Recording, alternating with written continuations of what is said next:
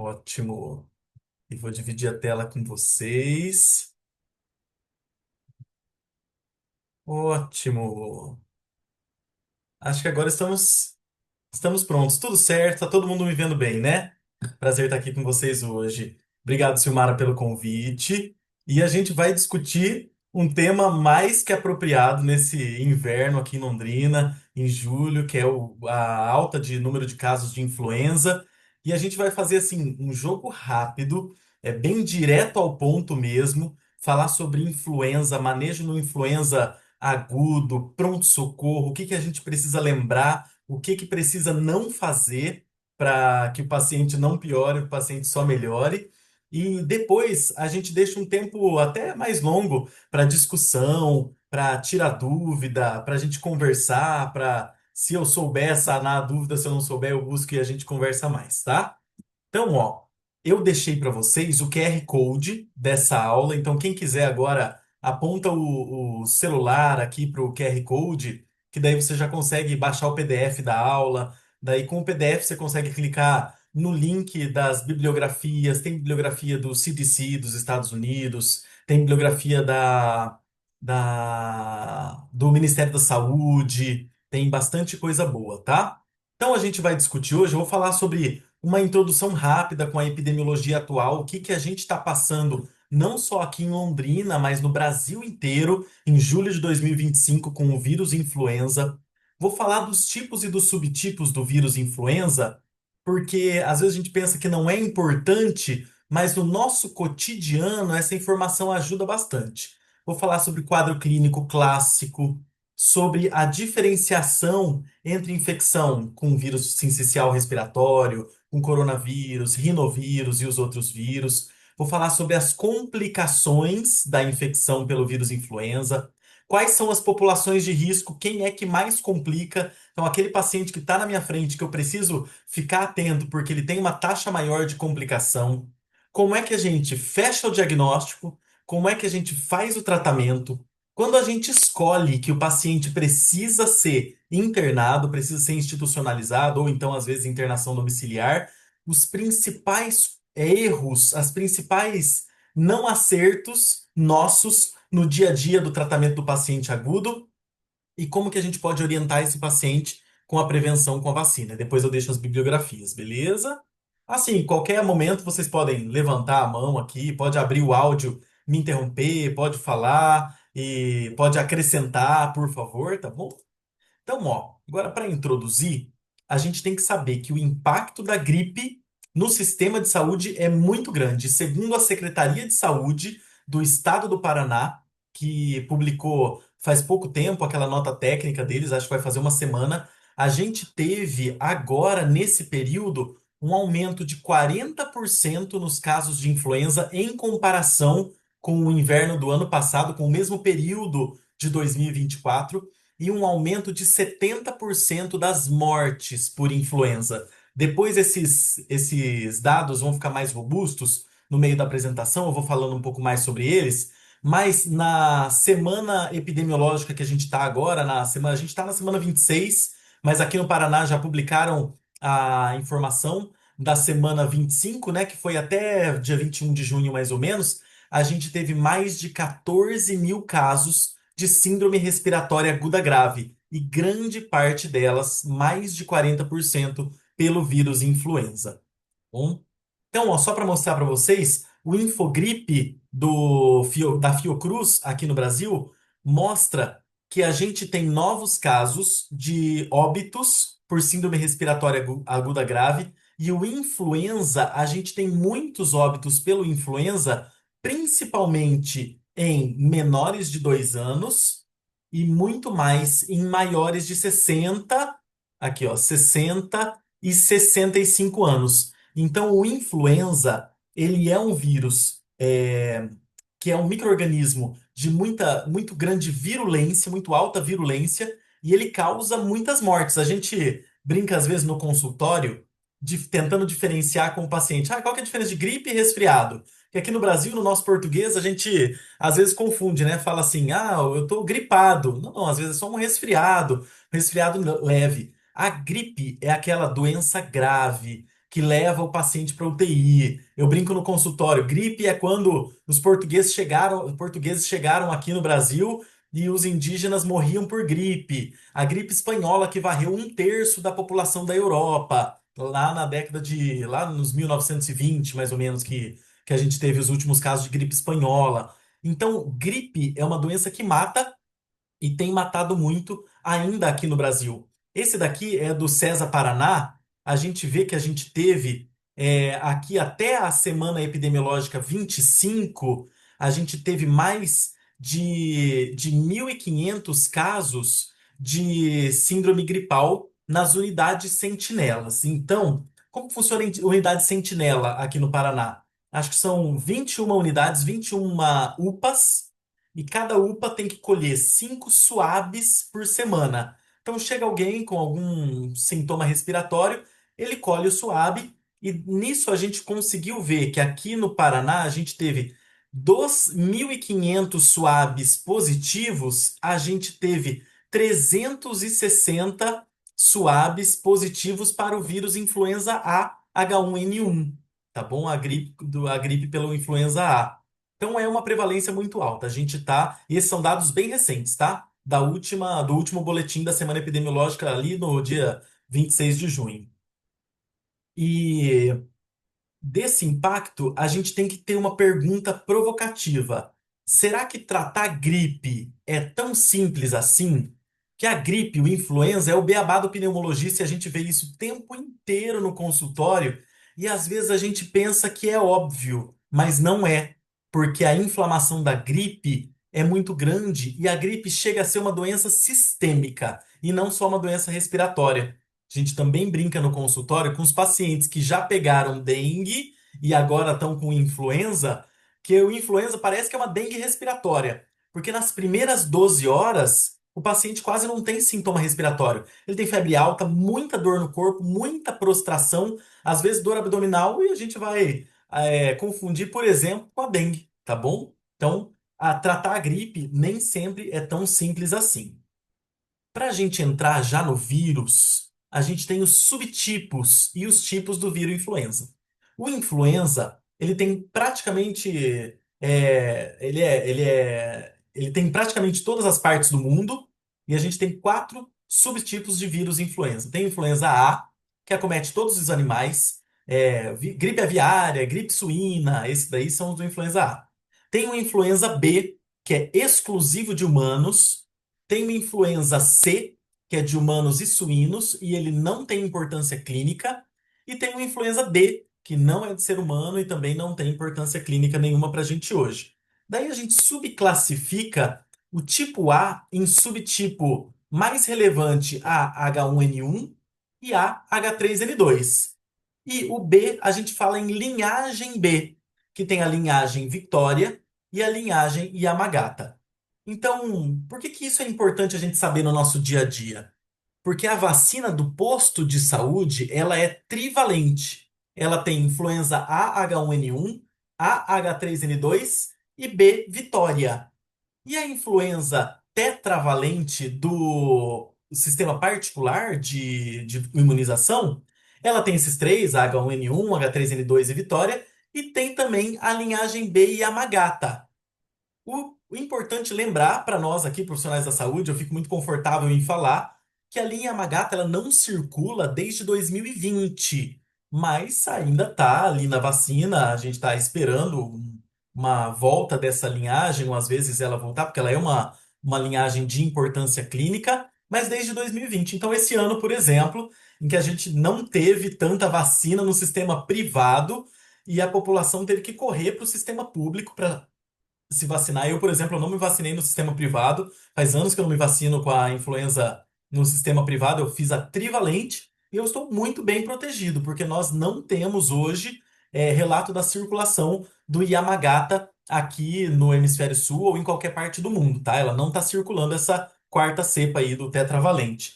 E uma curiosidade, por que que tem que se vacinar todo ano? Primeiro, porque a imunização, a resposta imunológica da vacina ela dura de 6 a 18 meses, diferente da doença. Quando você pega a doença do influenza, ele tem uma imunidade de mais ou menos uns 3 meses. porque pegar a doença estimula mais a imunidade humoral e se vacinar estimula mais a imunidade celular e assim por diante. Então, a gente tem que, por curiosidade, tem que se vacinar todo ano, porque o vírus influenza A, ele faz mutações frequentes na hemaglutinina e na neuraminidase, na HA e na NA. Por isso que fica H1N1, porque tem a hemaglutinina H1 e a neuranimidase NA, N2 ou N1. Então, essas partezinhas do vírus, elas sofrem um shift, ela é uma deriva antigênica e que ela vai driblando o sistema imune e cada vez a gente tem que atualizar a vacina. Esse é um esquema vacinal, então quando a gente tem esse vírus de RNA com um envelope proteico, um envelope lipídico, neuranimidase e hemaglutinina, a gente sabe que a gente está lidando com o vírus do influenza. E são esses daqui, a neuraminidase e a hemaglutinina, que fazem bastante mutações e obrigam a gente a renovar, atualizar a vacina todo ano. Beleza, gente, até aqui, tudo certo? Importante a gente saber desses aspectos da vacina para não pensar que às vezes o paciente que se vacinou no SUS está menos protegido. Hoje ele está igualmente protegido. Que o paciente, então, chegou no pronto-socorro, e ele falou para a gente o quadro clínico dele. É muito importante a gente saber que influenza está muito associado à febre alta, principalmente nas crianças. Os idosos têm febre baixa. Idoso quase nunca tem febre. Quando o idoso tem febre, eu sei que é um vírus, porque bactéria é muito mais difícil de dar febre em idoso. Então, para estimular o sistema imune a ponto de fazer febre, no idoso, provavelmente é vírus. E no atual contexto epidemiológico que a gente está, se chegou no pronto-socorro com febre, eu tenho que pensar em influenza, tá? Febre alta, dor no corpo, cefaleia e tosse seca são os quatro principais sintomas. E a gente tem que lembrar que nas primeiras 12 horas, o paciente não tem, na maioria das vezes, sintoma respiratório, ele só tem os sintomas inflamatórios de corpo inteiro. Então, febre, mialgia e dor de cabeça. E uma prostração intensa. Por isso que o quadro clínico confunde-se tanto com o quadro clínico da dengue. E a gente tem que lembrar que nos livros a gente sempre vê que coriza é menos importante ou é muito incomum no influenza. Se o paciente chegou com muita coriza, se coriza é o primeiro sintoma, a gente às vezes vai ter que pensar em outro vírus. Hoje em dia, a gente não fica tanto fosforilando no sintoma do paciente para tentar descobrir qual vírus é, mas no consultório, no dia a dia, a gente tem aquela coisa assim de entrou pela porta, o pneumologista já sabe, ah, isso aí é influenza. Ah, não, esse aí é vírus sincicial respiratório. Já já eu vou mostrar o quadro para vocês, para que divide bem certinho os sintomas de cada um e no dia a dia dá para a gente saber. Mas a gente não precisa ficar se esforçando tanto porque tem hoje o suave diagnóstico, né? Mas a informação clínica funciona assim muito bem. Se o primeiro sintoma do paciente foi uma coriza, eu já acendo a luz para pensar em outros vírus, não em influenza. Tá bom, gente? Alguma outra dúvida? Alguém quer comentar? Alguém atendeu influenza com coriza por esses dias? Eu já tive, tá? Paciente com influenza e muita coriza. E também já tive paciente que, ao mesmo tempo, estava contaminado com influenza e coronavírus, né? Ou influenza e dengue, os dois ao mesmo tempo. Já tive também. E os diferenciais, então, principalmente, segundo a Secretaria de Saúde do Estado do Paraná, a gente tem hoje 6 vírus respiratórios circulantes. Então, além do influenza A, influenza B, coronavírus, vírus sincicial respiratório, rinovírus, a gente tem para-influenza e metapneumovírus em circulação. Então, são esses 6 principais, mas de importância são os quatro: influenza, Covid, vírus sincicial respiratório e rinovírus, tá? E o rinovírus ele não é um vírus tão grave, não é um vírus que causa alta mortalidade. Esse é um quadro de diferenciação, um quadro resumo, mas eu vou pular esse quadro, era mais para deixar para vocês um quadro visualmente mais agradável, mas eu vou colocar um quadro do NIH. O NIH é o SUS da Inglaterra e ele mostra os sintomas do resfriado comum, aqui nessa primeira barra, da gripe, infecção pela influenza nessa segunda coluna, das alergias e do Covid-19. Lembrar, teve febre? Primeira coisa mais importante. Teve febre não é alergia. O paciente sempre pensa que é uma rinite, que é a exacerbação da rinite dele, mas teve febre não é alergia, tá bom? Teve dor no corpo, mialgia e prostração, não é alergia. Alergia não dá dor no corpo, alergia não dá prostração, alergia não dá queda do estado geral. Ele vai ter sintomas respiratórios altos, ele pode ter uma fadiga leve, mas alergia a gente descarta quando o paciente tem sintomas do corpo inteiro ou tem febre, tá?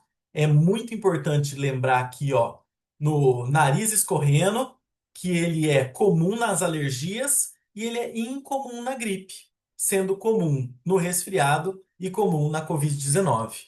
Beleza, gente?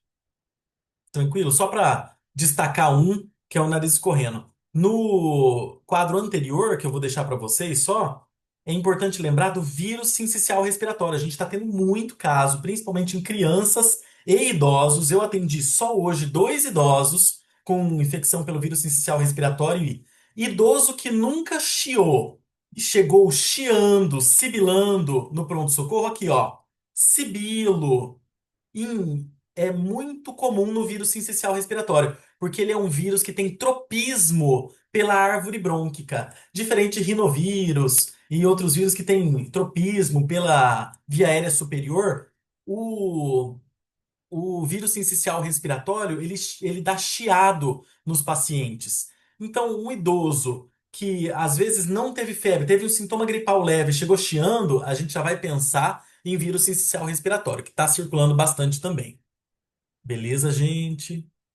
Se tiver algum comentário, me interrompam, por favor. Como é que a gente vai, então, fazer o diagnóstico desse paciente que chegou com uma síndrome gripal no pronto-socorro? O diagnóstico principal é o diagnóstico presuntivo clínico-epidemiológico. Então, aquele paciente que não precisou fazer SWAB. Ele chegou falando: eu estou com uma síndrome gripal e na minha casa o meu filho está com influenza. Ou a minha esposa teve influenza. E como é que eu sei o período de transmissibilidade para me ajudar nesse diagnóstico clínico-epidemiológico? A transmissibilidade do influenza, ela começa até um dia antes do início dos sintomas. Que vírus difícil, para não falar um palavrão porque tá gravando. Que vírus complicado. Ele é um vírus que começa a se transmitir um dia antes do início dos sintomas. O coronavírus até 3 dias antes do início dos sintomas. E o influenza, ele fica sendo transmitido por gotículas. Então, a proteção do influenza, ele é por máscara simples, tá? São gotículas. Não precisa colocar N95, nem você profissional, nem no paciente que está atendendo o paciente com influenza. Então, a proteção é com máscara simples, tá?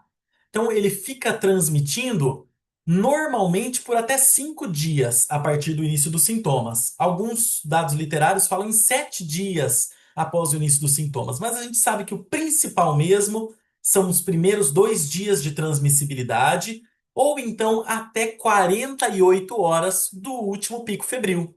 Então, meu paciente que chega, às vezes, no terceiro dia de infecção, a última febre dele foi ontem, ele ainda está transmitindo hoje, provavelmente ele não vai mais transmitir amanhã. Mas a título de atestado, a título de afastamento, a gente tem que pensar em 5 dias para os quadros leves, 7 dias, às vezes, para os quadros mais pesados, tá? Isso é importante, às vezes, não para o adulto, para o absenteísmo, para o trabalho, porque se ele tiver num estado geral bom, dá para trabalhar com máscara. Mas é importante para as crianças. Criança para baixo de 5 anos não deve usar máscara, segundo o Ministério da Saúde, segundo a OMS. Eles não têm a noção de higiene o suficiente, então não deve ir para a escola, porque a escola no inverno fecha tudo e o vírus circula com abundância, com força. Então, criança, a gente afasta por 5 a 7 dias, tá bom? Para cortar esse ciclo da transmissibilidade. E para as crianças bem pequenininhas e para os idosos que têm imunossenescência, ou para os pacientes que estão em tratamento de câncer em quimioterapia, ou usando imunossupressores, a gente sabe que eles vão transmitir por muito mais tempo. Eles transmitem por até 10 dias. Isso é importante lembrar também para que você fale para aquele paciente, ó, eu vou te dar o atestado por 5 dias, por 7 dias, mas você que é imunossuprimido pode transmitir por até 10 dias. Então evita visitar outro idoso, visitar aquela pessoa que está tratando de câncer, ou evita visitar gestante, visitar bebê recém-nascido, porque a transmissibilidade ainda pode ser alta. Beleza? Então, para a gente pensar no diagnóstico presuntivo, a gente tem que saber dessa clínica epidemiológica, dessa área de transmissibilidade, um dia antes do início dos sintomas e até 7 dias após o início dos sintomas, tá? No paciente que eu fecho o diagnóstico clínico epidemiológico, ele tem sintomas gripais e ele mora com alguém que tá positivo para influenza, está tratando para influenza, então eu não preciso fazer o exame diagnóstico que é o SWAB. Mas aquele paciente que eu não tenho certeza, não consigo fechar o diagnóstico clínico, eu preciso fazer o SWAB. Existem dois tipos de SWAB.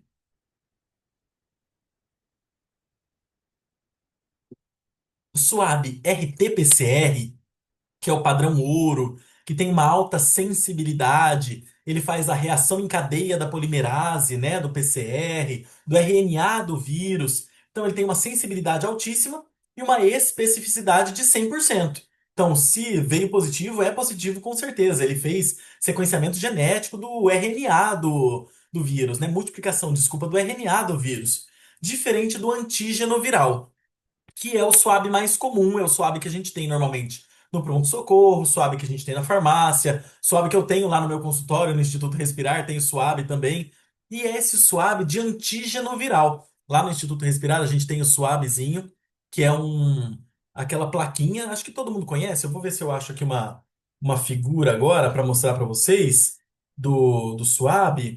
E acho que eu salvei aqui na minha galeria. Vamos ver. Não salvei, não vou mostrar para vocês agora.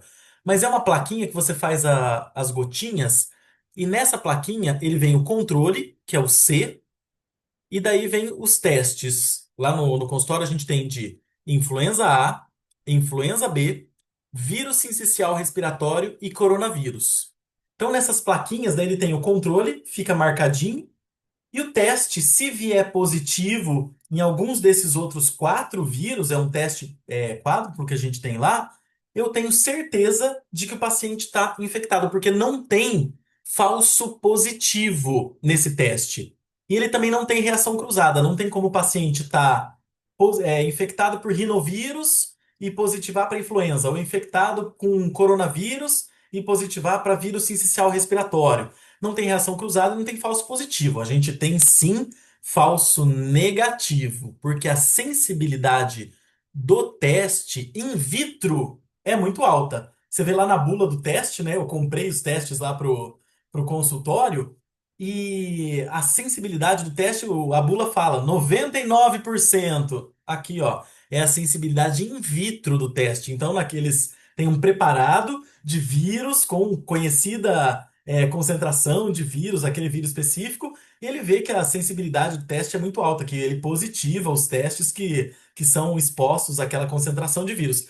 Mas na vida real, a gente tem a limitação técnica, às vezes não colocou o suave o suficiente, ou não recolheu a amostra o suficiente da nasofaringe, ou então o paciente já não está mais com uma quantidade, um pool de vírus tão grande e não conseguiu fazer a detecção, o paciente está seco, não tem nada de secreção, a sensibilidade do teste é normal, é menor, desculpa. Então, a sensibilidade destes testes que a gente usa de antígenos virais, esses testes rápidos, ele é menor essa sensibilidade. Então, até 60% só de sensibilidade. Então, aquele paciente que chegou com quadro clínico clássico, eu fiz o SWAB e veio negativo, eu posso pedir para ele no outro dia fazer o swab de novo numa farmácia, tá bom?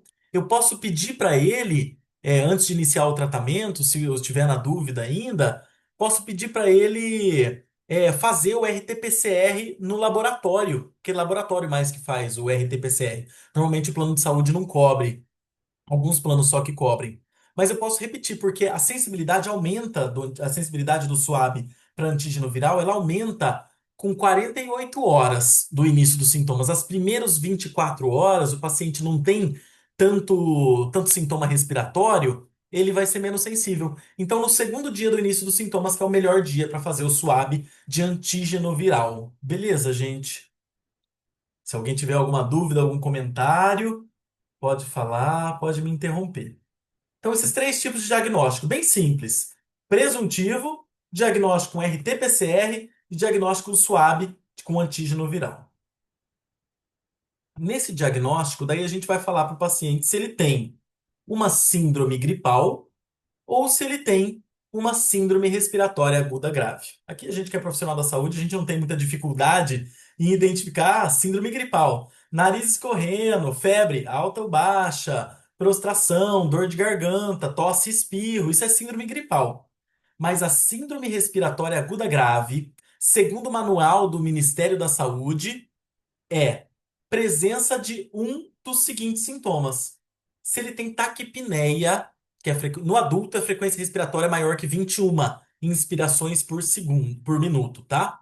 Então no adulto é 21, mas daí tem aquele quadrinho que a gente tem a frequência respiratória segundo a idade, tá? Então no adulto para cima de 21 ou 24, depende da literatura. Se ele tem palidez cutânea ou hipoxemia, e o Ministério da Saúde é muito enfático em falar: saturação menor ou igual a 94% já é síndrome respiratória aguda grave. Se ele tem uma hipotensão menor que 90 de sistólica ou 60 de diastólica, se ele tem uma exacerbação da doença pré-existente, o meu paciente que tem um DPOC e ele exacerbou pelo vírus influenza, por exemplo, eu já penso em síndrome respiratória aguda grave. Ou se ele tem uma diurese protraída ou uma creatinina aumentada, eu já penso em síndrome respiratória aguda grave. Esse paciente tem uma chance muito, muito grande de piorar e ele deve sim ser acompanhado em internação hospitalar ou internação domiciliar. É muito importante lembrar que para os pacientes DPOC, eles toleram muito a hipoxemia. Então, paciente DPOC, ontem eu atendi um paciente, anteontem eu atendi um paciente DPOC que estava com influenza. À noite ele me mandou mensagem mostrando o oxímetro, aquela foto que te dá a palpitação aqui. Ele me mostrou o oxímetro com saturação de 88 e uma frequência cardíaca de 120. E ele bateu o pé falando: não vou ao pronto-socorro. Ele estava com febre. A hora que a febre baixou, a saturação dele voltou a subir para os 94 e a frequência cardíaca voltou a cair. O paciente DPOC, ele tem muita condição de suportar essa hipoxemia. Mas a gente tem que lembrar que se ele tem saturação menor que 94, ele tem uma síndrome respiratória aguda grave pelos critérios do Ministério da Saúde, tá bom? Só para a gente saber que síndrome respiratória aguda grave, a gente confunde às vezes e pensa que é pneumonite. Lembra no Covid, quando a gente tinha aquelas tomografias de tórax bem manchadas dos dois lados, que tinha 25%, 30%, com o vidro fosco, aquelas imagens em condensação, então a pneumonite viral, né? A gente pensa que síndrome respiratória aguda grave é isso, e na verdade não. O diagnóstico é clínico e não radiológico. Não preciso ter pneumonite para ter síndrome respiratória aguda grave. Aliás, uma curiosidade para vocês. Se você mostrar para um radiologista ou para um pneumologista uma tomografia de vidro fosco, bilateral e provavelmente uma pneumonite viral, não dá radiologicamente para a gente diferenciar se é uma pneumonite por Covid ou uma pneumonite por influenza. As tomografias de tórax daquele surto, daquela epidemia que a gente teve de gripe suína H1N1, lá em 2009, 2010, teve a gripe suína, né? A tomografia de tórax do paciente com pneumonite por gripe suína, ela não dá para ser diferenciada da pneumonite pelo coronavírus, pelo Covid, tá? Uma curiosidade. A tomografia é igual. Beleza, gente? Então, diagnóstico da síndrome gripal, da síndrome respiratória aguda grave. E quais são os fatores, as condições que o paciente tem um risco para complicação?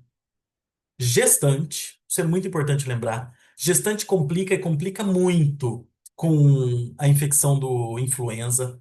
Os idosos maiores de 60, segundo o Ministério da Saúde, ou maiores de 65, segundo o CDC dos Estados Unidos. As crianças menores de 5 anos, mas principalmente as crianças menores de 2 anos,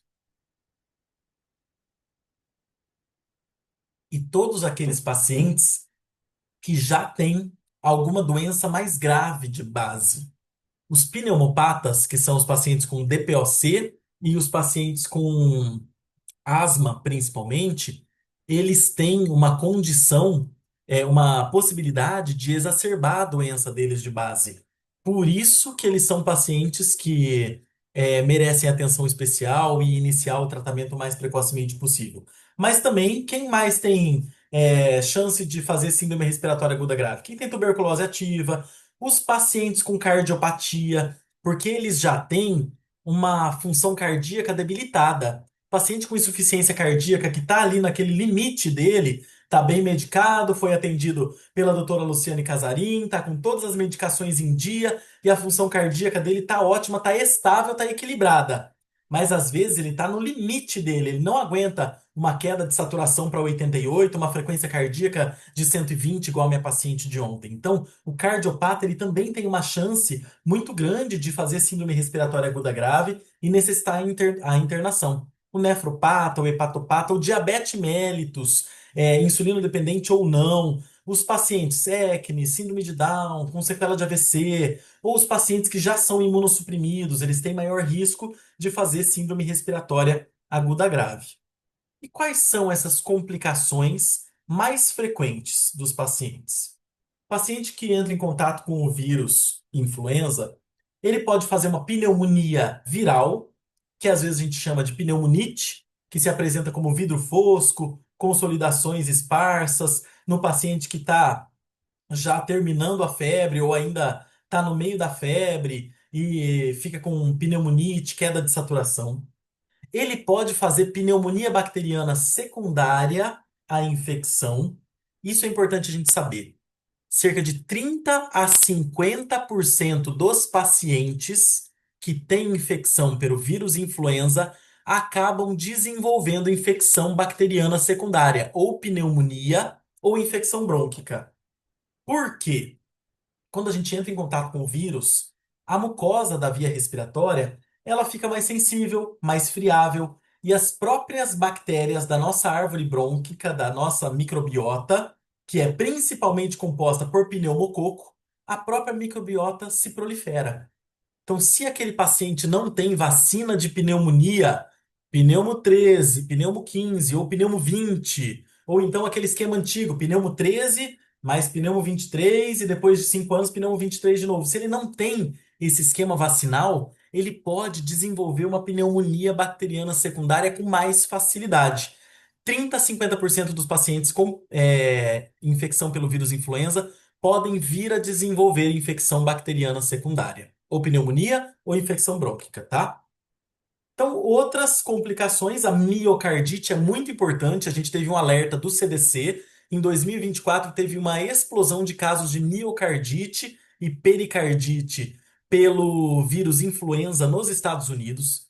Casos de encefalite também, principalmente nas crianças, aquela criança que fica letárgica, confusa, com marcha atáxica durante a febre ou após o período de febre, a gente tem que pensar em encefalite e descompensação das doenças de base, né, das comorbidades, principalmente nos pacientes que têm asma e têm DPOC. Beleza, gente? Tranquilo por enquanto.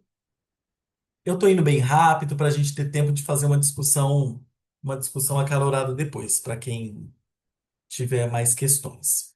Então, tratamento antiviral.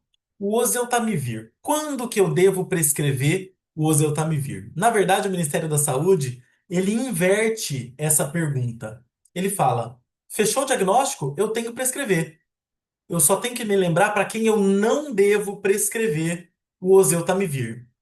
O ideal é que eu prescreva o oseltamivir até 48 horas do início dos sintomas. Ele vai ter muito mais efeito se o paciente começou com sintomas na segunda-feira, que eu prescreva esse oseltamivir até na quarta-feira de manhã no máximo, tá? Mas eu posso considerar esse oseltamivir ser iniciado até o quinto dia do início dos sintomas, principalmente se for naquelas populações de risco, gestante, idoso maior de 65 anos. O ideal é ali, nos 48 horas. Eu vou deixar esse oseltamivir por 5 dias. O Ministério da Saúde, no manual dele, ele não traz aquela prescrição de 10 dias que às vezes a gente usa na UTI no paciente que tem SWAB positivo e no quinto dia do oseltamivir ainda está fazendo febrão e não tem sinal de infecção bacteriana. Então, para esse paciente da UTI, às vezes a gente usa por 10 dias e tem aqueles cursos, não sei se vocês conhecem os cursos da UnaSUS, Universidade Aberta do SUS, que tem na internet, são uns cursos muito bacanas, tá? Tem curso de manejo de influenza lá também, muito legal. Já fiz aquele curso, é bem legalzinho, assim, para médico que não é especialista, ou para médico que precisa se atualizar em outras coisas, né? Também é muito legal. Eu me atualizei em DST, tem um monte de curso lá. E o curso de influenza fala desse aumento do número de dias, mas nunca para paciente ambulante. Esse é para paciente internado, tá? Então a duração é de 5 dias que a gente vai prescrever no pronto-socorro do oseltamivir.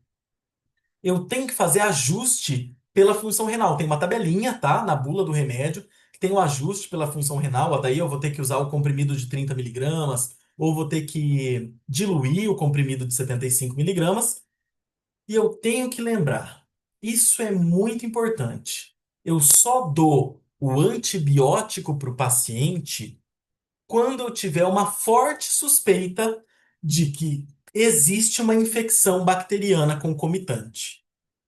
O que a gente vê muito, que eu pego muito no consultório, é o paciente que já iniciou o Tamiflu e o antibiótico ao mesmo tempo, termina o Tamiflu no quinto dia e termina o antibiótico no sétimo dia, mas daí o que a gente vê é que ele começa a piorar depois do término do antibiótico. Por quê? Esse antibiótico foi iniciado na época errada.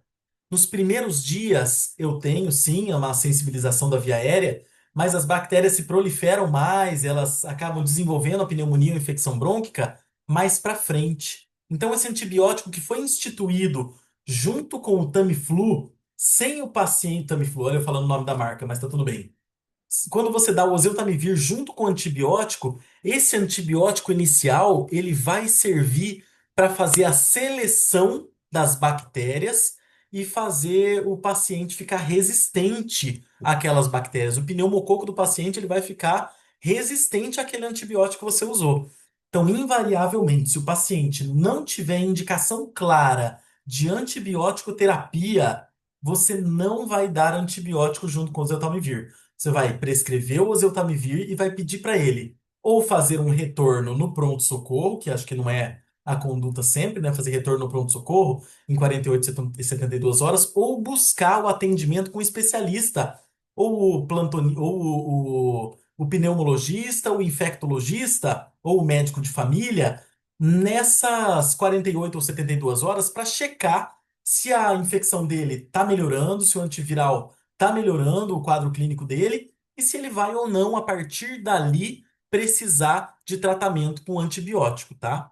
Então, antibiótico, junto com a primeira dose do Zeltamivir, é a exceção, beleza?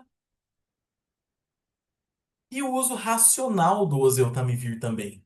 Se eu tenho numa casa um paciente que está com o diagnóstico de infecção por coronavírus ou infecção por vírus sincicial respiratório, que a gente está tendo muita circulação mesmo, tá? Então, se eu sei que aquela criança lá naquela casa teve infecção por vírus sincicial respiratório e apareceu alguém no pronto-socorro com uma síndrome gripal, eu já, e não é característico de influenza, eu não vou dar o Tamiflu para ele, porque é difícil que sejam outros vírus, né? Fora o vírus sincicial respiratório que estava circulando no lar daquele paciente. Então eu faço um uso racional do oseltamivir porque a OMS faz o alerta. O oseltamivir, ele é uma das poucas drogas que a gente tem para o tratamento e ele sim pode ter, o vírus sim pode ter resistência ao oseltamivir. A gente tem algumas outras drogas, tem uma droga tópica que não tem boa efetividade, que não tem aqui no Brasil, tá liberado nos Estados Unidos. É um spray de um antiviral tópico da via aérea que não funciona tão bem, porque o influenza é um vírus sistêmico, né? Não adianta só aplicar o antiviral ali na via aérea. E tem também um outro antiviral, que eu esqueci o nome agora, não trouxe para vocês na apresentação, que ele é de dose única, mas foi visto que ele é muito inferior ao oseltamivir e ele também foi descontinuado e também a OMS não orienta mais o uso desse outro antiviral. Então, o oseltamivir é a pouca opção, a pequena opção que a gente tem para tratamento de infecção viral. E de infecção viral, de infecção pelo influenza. E a gente precisa se conscientizar de que o Zeltamivir só trata influenza. Não adianta passar Tamiflu para coronavírus, que a gente viu bastante caso na Covid. É outro tipo de vírus, é outra cepa, é outra filogenética, não serve. E não adianta passar outros antivirais para o coronavírus. Desculpa, gente, para o influenza. Não adianta eu querer dar Paxlovid para influenza, ou então dar Tarv para influenza, né? Os antirretrovirais do HIV, ou que a gente é muito comum, e eu pego ainda no consultório, paciente com influenza tomando aciclovir, porque não encontrou o Tamiflu. Não encontrou o oseltamivir, não vai usar droga nenhuma. Não é para tentar substituir por algum outro antiviral, porque ele não tem efetividade, tá bom? Só existe esse casamento. O oseltamivir é só para influenza, influenza só se trata com oseltamivir. Beleza? E aqui a gente tem a tabelinha de posologia por peso. Eu deixei para vocês na apresentação, depois vocês vão ficar com o PDF, né? O que a gente mais usa mesmo são os 75 miligramas de 12 em 12 horas. A gente tem as apresentações de 30 miligramas e 45 miligramas, mas é muito difícil de encontrar. Então, às vezes, o pediatra ele tem que fazer aquela diluição dos 75 miligramas em 10 ml de água e dar o equivalente segundo o peso do paciente, tá bom? Ah, as crianças vão tomar dois comprimidos de 30 miligramas. Às vezes o preço do de 30 é o mesmo preço do de 75. Fica muito caro esse tratamento, tá bom? Então a gente tem que levar isso em consideração também. Mas adulto é 75 miligramas de 12 em 12 horas. E as crianças maiores de 40 quilos também. E os bebês daí aquela dose individualizada, tá? Eu trouxe essa tabelinha, mas a gente tem que lembrar também que a gente pode lançar mão de quimioprofilaxia para casos de exposição à influenza. Quem aqui já tinha ouvido falar em quimioprofilaxia com o Tamiflu? Ele é mais comum do que a gente imagina, se usa com bastante frequência. Eu trabalho no Hospital do Câncer, eu respondo os pedidos de consulta e os pacientes, às vezes, que estão em tratamento de câncer e entraram em contato com alguém que está usando, tá infectado com influenza, eles precisam dessa quimioprofilaxia e a gente precisa saber prescrever, inclusive no pronto-socorro. Porque se o meu paciente fala assim, ah, e a minha esposa que está tratando de câncer? Ah, e o meu avô acamado ou que tem uma imunossupressão grave, ele precisa fazer quimioprofilaxia? Sim. E opa, acho que a gente teve. Alguém levantou a mão aqui? Vamos ver. De pergunta, é isso? Opa, gostaria de saber como você vê a prescrição de corticoide na síndrome gripal por influenza A. A literatura diz que corticoide na influenza A piora o quadro e aumenta o risco de disseminação do vírus da influenza A. É isso? Ou mudou a versão do corticoide do influenza A depois que se evidenciou o benefício do corticoide nos casos moderados a graves de Covid? Essa pergunta é maravilhosa e está no próximo slide, doutora Luciane. Já vou chegar ali no corticoide, viu? É muito importante lembrar do corticoide, tá, doutora Luciana? É isso aí mesmo. E a quimioprofilaxia, então, voltando aqui, ó, já eu falo do corticoide. A quimioprofilaxia, o Ministério da Saúde, ele prevê quimioprofilaxia. Passou aqui. Vamos ver se está no próximo. Aê, agora tá aqui. Para adulto, adolescente ou criança com grave deficiência imunológica, tá bom? Só grave deficiência imunológica.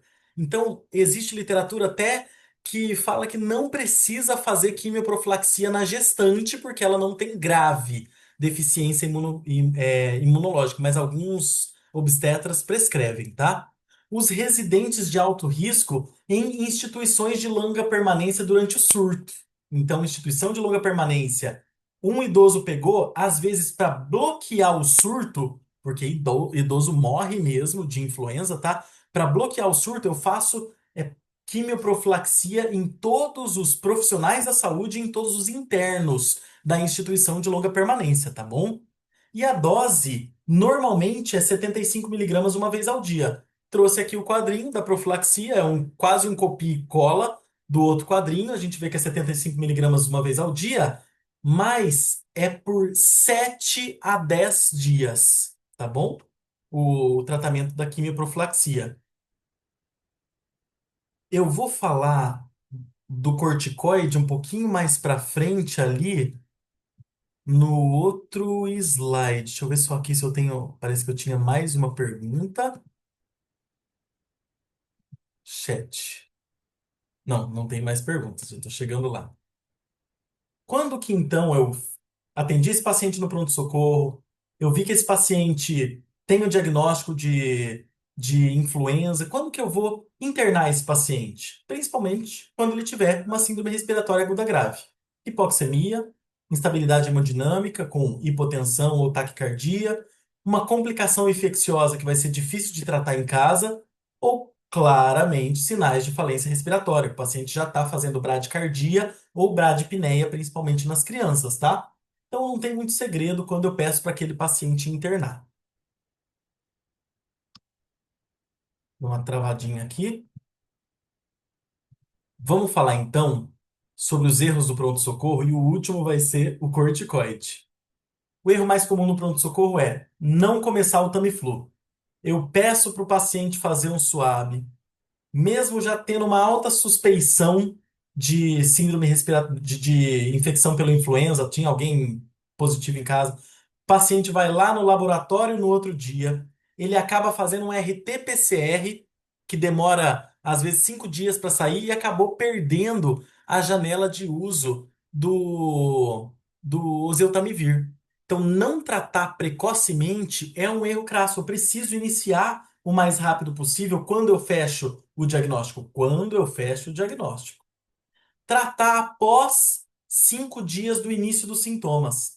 Se eu tenho um paciente que chegou para mim no quinto dia do início dos sintomas, ou depois do quinto dia do início dos sintomas, eu não dou mais antiviral para ele, tá bom?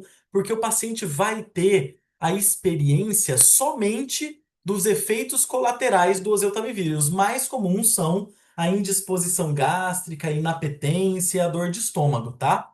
Ele causa isso nos pacientes que são mais sensíveis. Mas na maioria das vezes ele é muito bem tolerado e deve ser tomado com um alimento. Então, tratar 5 dias após o início do sintoma é um erro e não deve ser feito. Usar o antibiótico sem critério, igual a gente conversou. O antibiótico só deve ser iniciado se eu tenho certeza absoluta de que aquele paciente tem infecção bacteriana. Eu vou contar para vocês o quadro, o meu caso de anteontem de essa semana do pronto-socorro.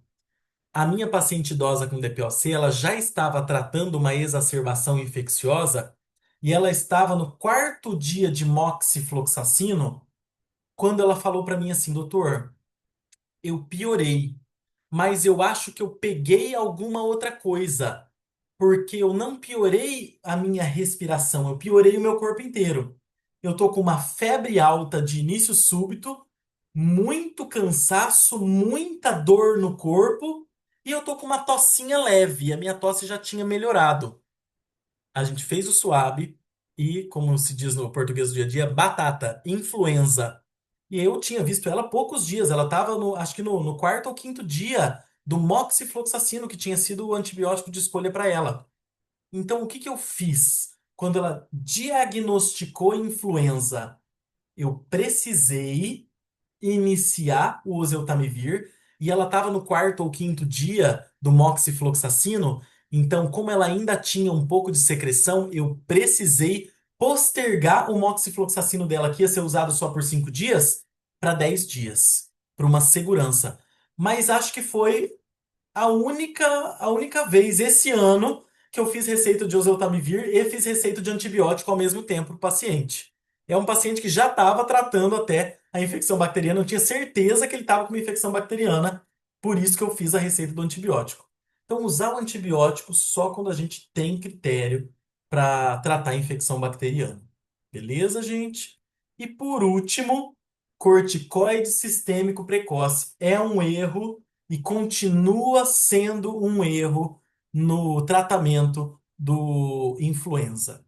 O corticoide, eu brinco com os pacientes, aqui eu posso falar para vocês os termos leigos que eu uso, que o corticoide ele desinflama, mas ele serve também para desligar o sistema imunológico. Ele faz um down regulation desse sistema imunológico e a gente sabe que o paciente que está em uso do corticoide, ele vai fagocitar menos, ele vai liberar menos interleucinas, ele vai inflamar menos, né? A gente pensa que porque o paciente está muito inflamado, a gente faz um corticoide na veia ou faz um corticoide via oral e o paciente vai dar aquele up, vai dar aquela levantada porque fez um corticoide.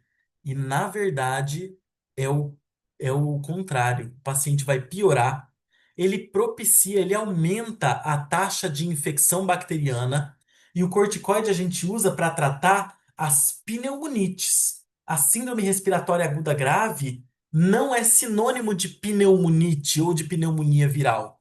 Quando o paciente está com pneumonia viral, eu preciso botar essa informação do bolso e fazer dose de corticoide para ele, de preferência endovenoso, o metilprednisolona, que é o melhor corticoide que tem absorção pulmonar, que tem efeito no pulmão, né?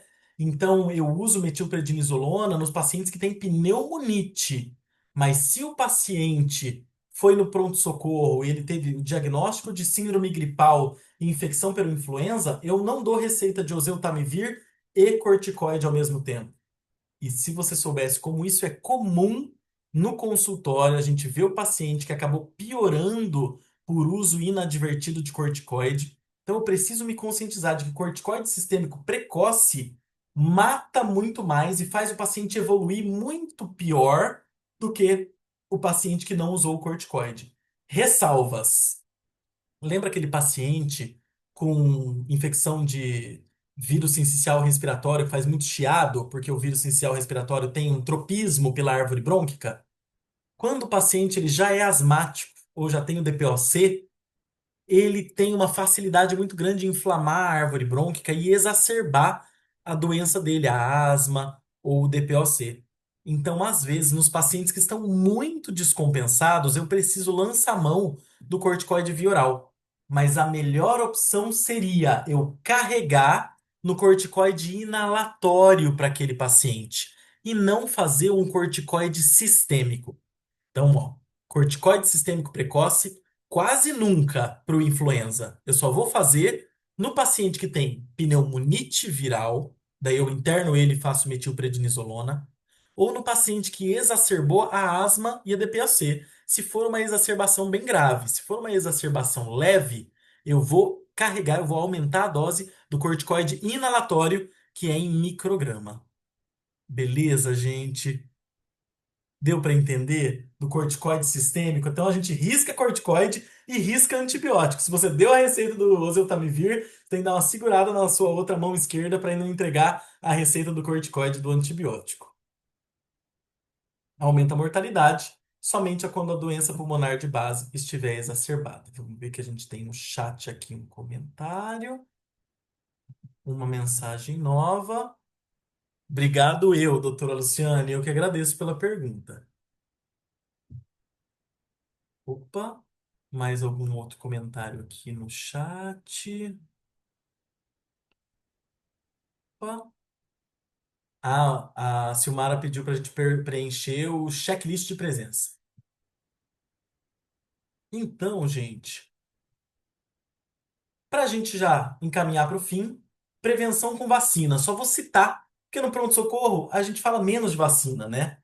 A gente tem que lembrar que tem três tipos de vacina para influenza: a vacina trivalente da OBS, a vacina quadrivalente do sistema privado, que tem a cepa Yamagata, mas que ela não está circulando agora, e a vacina influenza high dose. Eu não sei se vocês conhecem, que é uma vacina que tem, em vez de 15 microgramas de hemaglutinina A, ela tem 60 microgramas de aglutinina A de cada uma das quatro cepas, e ela só é prescrita para os pacientes maiores de 60 anos. Então, aquele idosinho tem o sistema imune já envelhecido, tem uma imunossenescência, a gente pode lançar mão da vacina tetravalente high dose, que tem mais hemaglutinina e vai ser mais imunogênica para esse paciente imunossenescente. E a cobertura vacinal é muito importante no nosso contexto clínico. Aqui no Paraná, a gente teve esse ano 85 óbitos por influenza e 9% desses pacientes só estavam vacinados. E 29% só desses pacientes chegaram a usar o oseltamivir. Então, o impacto vacinal é muito grande. A gente está com uma cobertura vacinal aqui em Londrina, se eu não me engano, era 30 ou 40% só, uma cobertura vacinal muito baixa. E a gente sabe que para frear uma. A gente não fala surto, tá? Não estamos em surto de influenza. Segundo a Secretaria de Estado de Saúde, Secretaria de Saúde do Estado do Paraná, a gente está só com aumento sazonal mesmo do influenza, é pela sazonalidade, é pelo clima, é porque todo mundo fecha a janela e o vírus circula mais. Não é surto, estamos só com aumento da sazonalidade, tá bom? Então, a cobertura vacinal, para frear esse aumento do número de casos, ela precisaria estar entre 70% e 80% da população. Com 30%, 40% acaba fazendo a proteção do indivíduo em si e não faço a proteção da coletividade com a vacinação. Quando que eu prescrevo vacina? O paciente no pronto-socorro, no consultório, quando eu estou entregando a receita do Tamiflu, ele me pergunta: e quando que eu posso me vacinar? Não tinha me vacinado ainda, acabei entrando em contato. O CDC, o Centro de Controle de Doenças dos Estados Unidos, ele descreve que a gente só pode se vacinar quando tem o término do quadro sistêmico do paciente, depois de 2 ou até 4 semanas, tá? Por quê? Porque se eu aplico a vacina e o paciente tem febre no dia seguinte, eu não sei se foi febre pela vacina ou se foi febre por uma piora da doença que o paciente tinha. Então ele tem que terminar o oseltamivir e esperar mais umas 3, 4 semanas para poder se vacinar, tá bom? Para eu não ter uma confusão nesse quadro clínico. E por que que eu devo vacinar o paciente mesmo se ele teve a doença? Porque a doença estimula mais um jeito do sistema imunológico do que a vacina, que estimula outro jeito do sistema imunológico. Pegar a doença me protege contra novas infecções por 3 meses somente, e vacinar me protege contra novas infecções por 6 a 18 meses. Sem contar que, se eu peguei influenza A hoje, eu posso pegar influenza B daqui a um tempo. Eu tive paciente que pegou influenza B em janeiro e influenza A agora. E então a vacina vai proteger contra todas as cepas, né? E na verdade, pegar a doença só te protege contra aquela cepa que você pegou naquela vez. Para encerrar, então, vamos resumir. Nós estamos enfrentando um aumento do número de casos, não foi caracterizado ainda como surto, mas a gente está com 40% de aumento em relação ao ano de 2024. Nós temos mais de 14 mil notificações de síndrome respiratória aguda grave aqui no Paraná. Aqui teve uma pergunta da Bianca. Os pacientes sempre perguntam por quê. Opa, baixou aqui, deixa eu ler aqui. Pergunta da Bianca. Aí, os pacientes sempre perguntam por que estão com gripe se tomaram a vacina. Gente, esse é o dia a dia do pneumologista. Eu tenho vontade de rasgar o meu jaleco e dar um grito a hora que o paciente fala isso. Porque vacinar não protege contra pegar a doença, ela protege contra as formas graves da doença. Isso não serve só contra. Tão engraçado, né? Porque é todo dia isso que a gente tem que explicar para o paciente no consultório. Ah, eu tomei vacina da gripe, peguei gripe. Claro que pegou a gripe, era para você pegar mesmo, a gente está com aumento do número de casos. Mas o objetivo é você tomar a vacina para não ir para UTI. O paciente fala para mim assim na consulta, né? Essa vacina não funciona, não serve para nada. Eu falei assim, lógico que serve, eu tô vendo a senhora aqui no consultório, não tô vendo a senhora na UTI. Se a senhora tomar a vacina e for para UTI, eu posso falar que a vacina na senhora não funcionou, porque o sistema imunológico da senhora é muito velho e não está funcionando. Mas se a senhora tomou a vacina e está aqui no consultório, significa que a vacina funcionou sim, que a senhora não está grave e não foi para UTI. Esse é o dia a dia do pneumologista. Obrigado, Bianca, pelo comentário, pelo alerta. Então, ó, para a gente encerrar, mais de 14 mil notificações de síndrome respiratória aguda grave no Paraná, só esse ano. A gente tem um quadro clínico semelhante da infecção do influenza com outros vírus. Um SWAB negativo não descarta a influenza, porque a sensibilidade do SWAB, ela gira em torno de 60%, 60 a 80% quando é SWAB de antígeno, que é o SWAB que a gente tem no nosso dia a dia. O oseltamivir ideal é até 48 horas e no máximo até o quinto dia do início dos sintomas. Não faz oseltamivir após o quinto dia do início dos sintomas.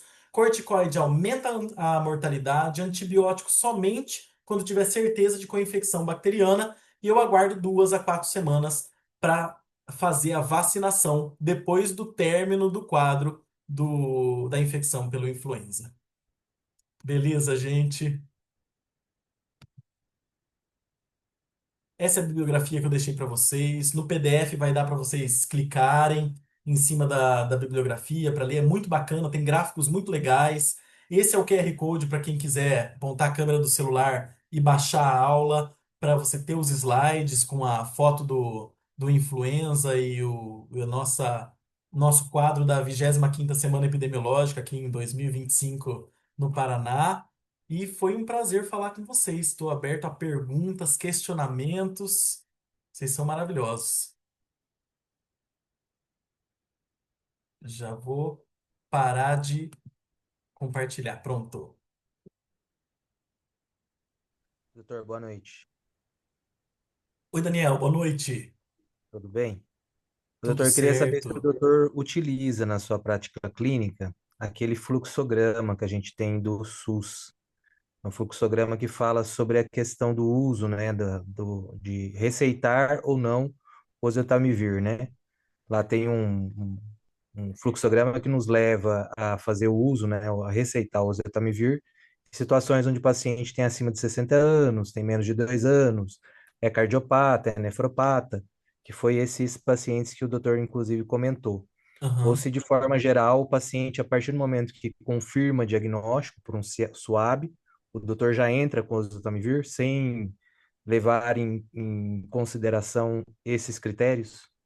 Ó, então, o Ministério da Saúde, ele é muito claro em falar que se eu diagnostiquei e o paciente está nas primeiras 48 horas, eu devo sim iniciar o oseltamivir porque eu diminuo a transmissibilidade. A gripe, ela não é só importante para aquele paciente em si. É importante eu tentar fazer um bloqueio para que outras pessoas não se infectem e não tenha a piora do absenteísmo, da evasão escolar. Então, esse fluxograma, eu acho que é um fluxograma do município de fornecimento do oseltamivir, né? Que eu acho que o município de Londrina, ele só fornece o oseltamivir para aqueles pacientes que têm maior chance de desenvolver síndrome respiratória aguda grave. Eu lembro que o Prefa, @Prefa Londrina, o Instagram do município, soltou era um folder vermelho, bonito, e que tinha todas as comorbidades. E eu tive um paciente que tinha obesidade, ele foi no posto de saúde e não forneceram para ele, porque falaram que ele não estava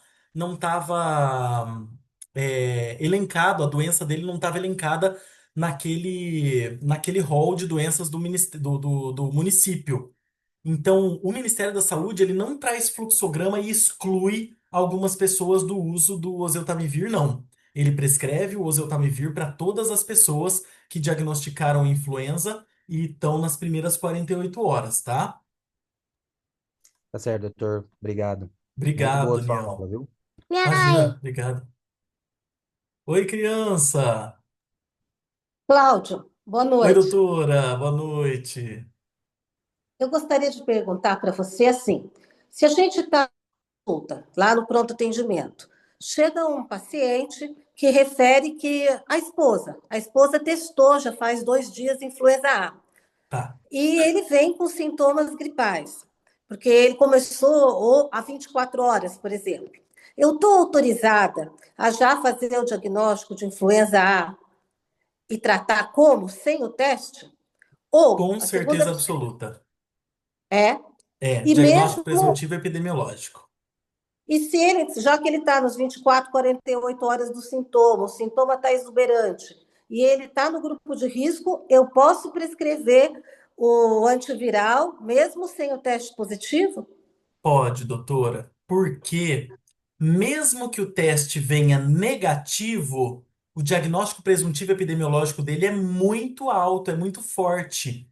Então, ele tem alguém em casa que está doente e ele está com sintomas. Eu não preciso necessariamente do SWAB, porque o SWAB ele pode dar falso negativo, principalmente nas primeiras 48 horas que eu não tenho bastante cópia viral na orofaringe. Então, a senhora está certa, pode sim prescrever o oseltamivir para aquele paciente mesmo sem o SWAB, mas tem que ser ali naquelas 48 horas. Certo. Outro caso, esse mesmo paciente, vamos supor, eu resolvo pedir o painel viral, porque o Tá, paciente, ele quer, ele está inseguro, sabe, o fator emocional dele. Eu claro. peço o teste, vem negativo. Eu posso explicar para ele que provavelmente é a influenza A e eu vou receitar o tratamento? Posso, né? Mesmo se Pode, vier o teste negativo. pode. Com teste negativo, eu posso sim pensar no influenza para o paciente, principalmente se ele tem alguém próximo. E nesse nosso contexto epidemiológico também. Mas se Certo. ele tem criança em casa que pegou resfriado e tá chiando um monte, tem muito caso de síndrome respiratória agora pelo vírus Resistência. sincicial respiratório, tá? Ou se aquele paciente está com chiado, e daí eu não penso em influenza. Eu penso mais em vírus sincicial mesmo, tá? Eu não trouxe o quadrinho, doutora, das infecções de vírus sincicial, mas o da Fiocruz, ele mostra a explosão de casos de vírus sincicial esse ano. E a gente teve até um problema aqui em Londrina, que aqui a gente está entre profissionais da saúde, tá tudo bem falar. A gente ficou sem leito de internação em UTI para criança e a gente teve criança entubada em pronto-socorro aqui em Londrina. Ficou Nós vários ouvimos. dias criança entubada em pronto-socorro por causa do vírus sincicial respiratório. Então, para aquele paciente que tem o diagnóstico presuntivo epidemiológico, eu posso sim prescrever o oseltamivir, naquelas 48 horas, febrão alto. Tá certo, obrigada. Beleza, obrigado eu, doutora. Isso aí. Mais perguntas, gente? Deixa eu ver aqui no chat. Doutora, a sinusite é uma complicação comum na sua prática clínica? Sim, Daniel, é. Principalmente nas crianças acima de 6 anos. Criança para baixo de 6 anos não faz sinusite, e porque elas não têm seios da face bem desenvolvidos, né? A partir dos 4 anos a gente começa o seio frontal, com 6 anos tem seio frontal e seio maxilar, e otite e sinusite é complicação comum nos pacientes pediátricos, né? A partir dos 6 anos, claro, as otites bem comum nos pacientes pediátricos menores. E no adulto que já tem aquela rinite crônica ou já teve outros episódios de rinocinusite, sim, a sinusite bacteriana é uma complicação muito frequente da infecção pelo vírus influenza, tá? Opa, Paula, pulei a pergunta da Paula aqui. Doutor, o paciente deve aguardar o período de 2 a 4 semanas para se vacinar contra a influenza? Se teve outras infecções virais como a Covid também? Não, não precisa, Paola. Isso foi uma ótima pergunta. Eu tenho um paciente que fala assim, ele tá com a rinite atacada, daí ele já não se vacina. Daí ele pegou coronavírus, daí ele já atrasou a vacina. E ele não deve ficar atrasando a vacina. A única contraindicação absoluta é se ele está com febre naquele dia para tomar a vacina. Se eu consigo explicar para o paciente que, em ele tomando a vacina, no dia seguinte ele pode ter uma febre. Então, se eu explico para o paciente que, a partir do momento que aquela febre que ele tiver, eu tenho certeza que não é da infecção prévia, é da vacina, eu já posso vacinar. O CDC fala que acabou o quadro agudo, eu já posso pensar em vacinar o paciente. Dele dá esse número de 2 semanas, mas é um número mais para poder ilustrar. A gente pode fazer na semana seguinte, por exemplo, de uma infecção por coronavírus, se o paciente já está sem febre e sem sintomas graves. É muito importante, ainda mais no nosso contexto epidemiológico. Então, sim, pode vacinar, não precisa, esperar 2 a 4 semanas para os outros vírus respiratórios, tá? Vamos ver. Alguém tem mais alguma pergunta, pessoal? Acho que tem mais uma pergunta, doutor. Mais uma pergunta. Fui em um laboratório em que o teste do vírus sincicial respiratório demorava 3 dias para sair o resultado. e o médico solicitou teste apenas de influenza e Covid. Não sei se por isso está sendo subnotificado. Provavelmente por isso está sendo subnotificado, Paola. Agora que a gente conseguiu ter acesso aos. Eu vou mostrar para vocês, eu tenho a bula do SUAB que tem lá no Instituto, que eu baixei aqui a bula hoje. E a bula mostra, agora que a gente teve acesso, mostra as plaquinhas, ó, como é que funciona a plaquinha. Aqui, ó, acho que aqui eu consigo, vou tirar aqui a luz. Mostra a plaquinha, então eu pingo uma gotinha da solução aqui. E daí vem o controle, vem o teste. E agora que eu estou tendo acesso ao teste quádruplo, o teste quádruplo era muito caro. Num laboratório daqui da cidade, depois eu falo o nome para vocês, mas ele custava mais de R$ 400 o SUAB. E hoje isso está popularizado. Lá na clínica, por exemplo, é R$ 80 o SUAB. Então é acessível esse teste quádruplo: influenza A, influenza B, vírus sincicial respiratório e coronavírus. Agora que a gente está conseguindo notificar. Por isso que sim, o vírus sincicial respiratório era sim subnotificado. E, por exemplo, lá no consultório, todo teste que a gente faz, a gente tem que notificar se vem positivo ou se vem negativo. Obrigado, viu, Paola, pela pergunta. Eu que agradeço. Mais alguma pergunta, pessoal? Aproveitem.